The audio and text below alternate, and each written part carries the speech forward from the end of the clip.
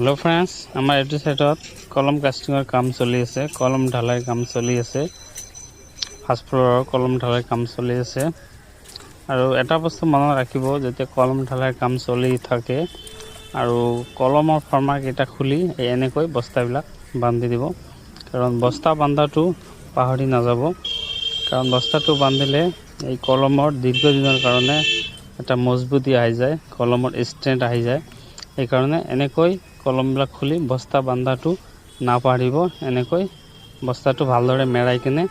বান্ধি দেব আৰু পানী চানিবিলাক ভালদৰে মাৰিব তেতিয়া দীৰ্ঘদিনৰ কাৰণে আপোনাৰ কলমবিলাক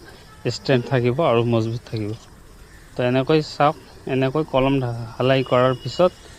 এই কামটো বহুত জৰুৰী বস্তা বান্ধাটো তো এইটো মনত ৰাখি কিনে এনেকৈ বস্তাবিলাক বান্ধি দিব তেতিয়া আপোনাৰ কলম কেইটা বহুতৰ ষ্ট্ৰেন্থ আহি যাব।